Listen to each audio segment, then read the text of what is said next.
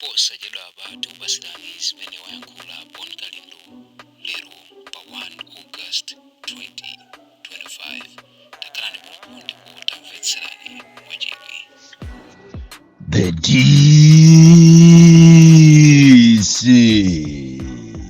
olowina nditamunyasa motani ine siningafoke ndizapitilirabe kuwalankhulira Malawi chifukwa tu alipo ena amati akamva mawu anga amakondwera ndipo amamva chilimbikiso m'mitima mwawo. Muziko limene ndilamanjanjawidi atsogoleri amene alibe masomphenya ulizi ngati kampeni kulibeko, ulizi ngati zisankho kulibe.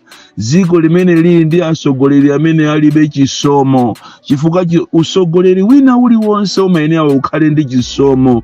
Pano Malawi muno china chilichonse chinayima chifukwa cha president ameneyi, ndipo Amalawi mukuyenera mukhale osamalisa kwambiri chifukwa ngati simusamala, ngati sitizitenga bwino tizalira mu ng'anjo ya moto. Chifukwa uyu sanabwere kuti azalamulire iyayi, uyu anabwera kuti azazilemerese muzina ngati ndi busa choncho, koma ali pyuta wa pyuta, munthu onama kwambiri.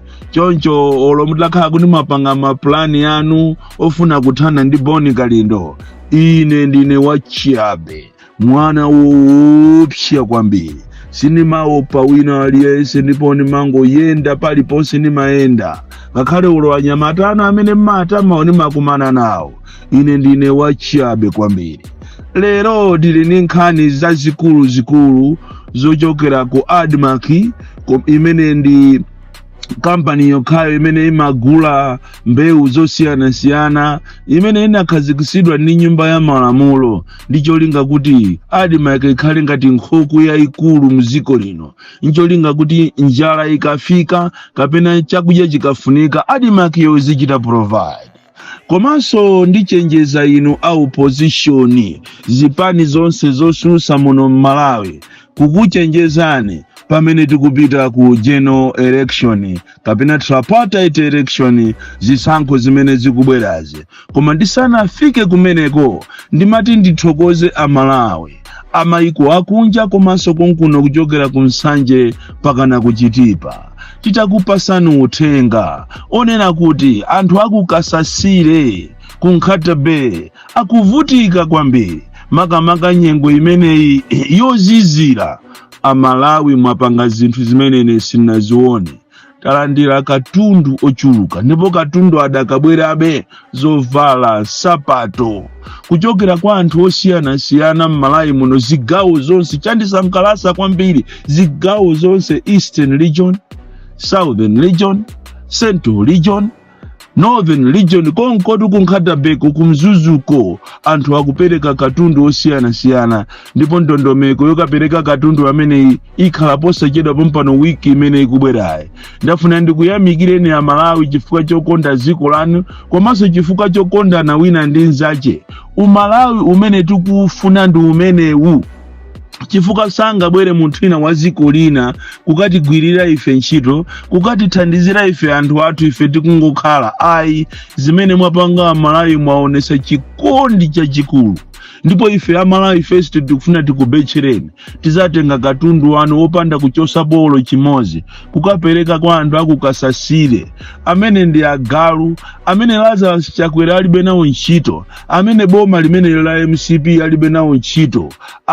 Kuzuza anthu, kukachecha zozala zawo, mbewu zawo, kugumula nyumba, kupha ziweto zawo, kuziombera ndi mfuti ng'ombe, mbuzi zawo, kuononga china chonse nthochi kuchecha. Yopanda chisoni, anthu oyipa kwambiri. Kuwaona nkhope zawo zimakhala zoopsa ndi kale, kumadabwa kuti oyesi anowanda ali ndi nkhaza kwambiri. Anthu amene wawo andi anthu oyipa kwambiri. Choncho ndikuthokozeni Amalawi nonse, makamaka ma individuals.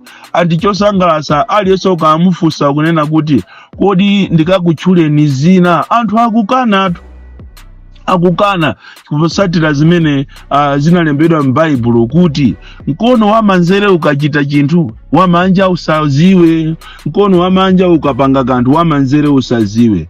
Amalawi akupanga zimenezo. Komanso Amalawi ene akuopera chifukwa tili ndi boma la ng'ona, boma la anthu ankhanza kwambiri amene akhoza kuwapanga chipongwe atamva kuti athandiza anthu akukasasire. Koma tithokoze mabishopu, amazibusa, ma individuals amene mmapempherera anthu akukasasire. Ndipo ine mtima wanga uli kumenekoko, ife Amalawi First mitima athu ili kumeneko kuti anthu amene masiku lina akazapeze mtendere.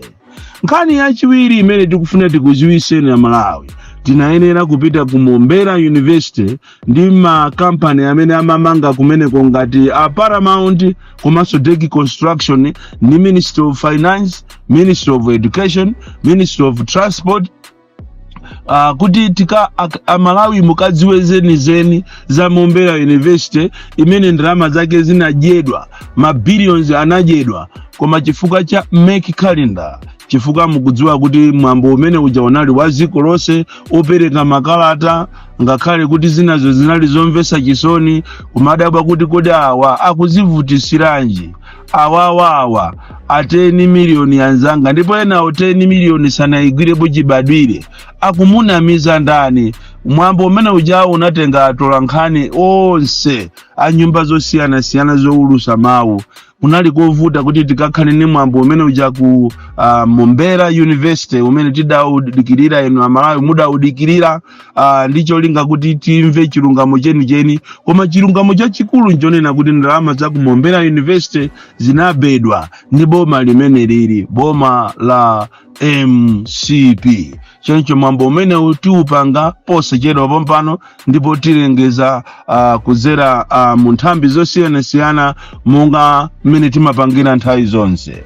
Nkhani yayikulu yoyamba lero tafuna tikuziwiseni Amalawi kunena kuti zaziwika sopano kuti anthu akumizi amene amadalira Adimaki ayamba kufa posachedwa pompano, chifukwa Adimaki somano yatenga miezi 3 osapasidwa funding ina iliyonse, miezi 3 anthu ake osalandira na masalaries yawo, komanso kulibeko china chilichonse chimene angatinene kuti ndi chimanga. Anatulusa statement ma news yapitawa ngati sali yazulu kapena yazana kunama ngati Adimaki ndi 19 point chakuti metric tons of maize. Zimenezo ndizonama ku Adimaki kulibeko china chilichonse. Akulu akumene kuwachita Africa size yowauza anthu akugwira ntchito ku Adimaki kuti siyani musamabwere ku ntchito chifukwa funding kulibeko, masalary kulibeko. Kutero kupakali panopa sizikuziwika kuti Adimaki imene inkadaliridwa muziko linolo, maiko ma leaders osiyana amene akhala muziko muno sizinayambe zachitikapo pakana ndi ku Africa size yokaseka Adimaki.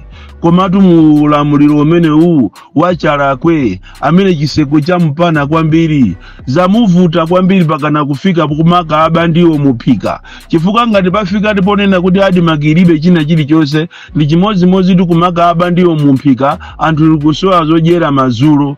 Izitu zimene zachitika kuti Malawi munomo mukhala njala yopsa, Malawi munomo anthu akumuzi avutika koopsa chifukwa cha usogoleri opanda masomphenya, usogoleri opanda chisomo, usogoleri opanda grace. That is why even mene amalankhula ku BICC kujako mfundo zimene amanena sana akambepo za corruption kuti tizalimbana ndi corruption, chifukwa corruption yo ndiye iyeyo ndi anthu aje corruption, munthu wokuba kwambiri, asogoleri opanda manyazi amene cholinga chawo sikusogolera Malawi ya akusogolera iwo mimba zawo ndi anawo, komatu ndi anthu alemeratu. Within 5 years alemera. That is why akupanga ma tactics okuti aberezi sankho zikubwera zi ndicho linga kuti apitirizebe azija mapwevu akudziwa kunene kuti ambiriwa azamangidwa. Ndipo izomvesa chisoni kwambiri kuti a whole country like Malawi we don't fight corruption but we only talk about it papepala.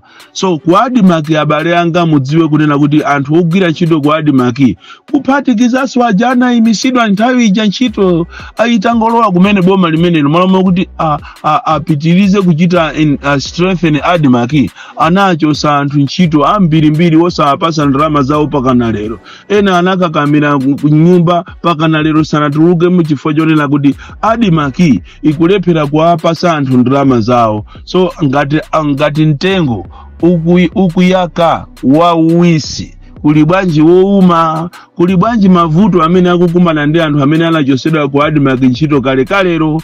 Adimaki ijayo ya tapo agawanagawapo magalimoto akangogulisana ndi anthu. Akolitu zinthu zaphweka kwambiri.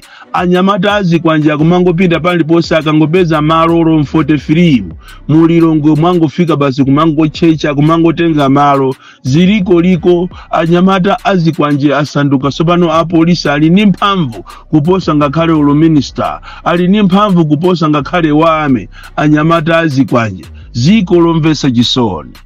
Mawu anga omaliza mama wa uno ndi warning kwa inuyo anthu a opposition kunena kuti ngati simugwirizana muzimangidwa chonchi monga mmene ndinakuwuzirani kale kunena kuti kukubwera kwa anthu a opposition mumangidwa. Koma ndikati ndikamanena zinkakhala ngati ndine wachamba mwine obwebwetuka wa mutu wana ntongwe. Koma mwaona sopano kumangidwa kwa ana Malomba, kumangidwa kwa Noel Masangwi, that's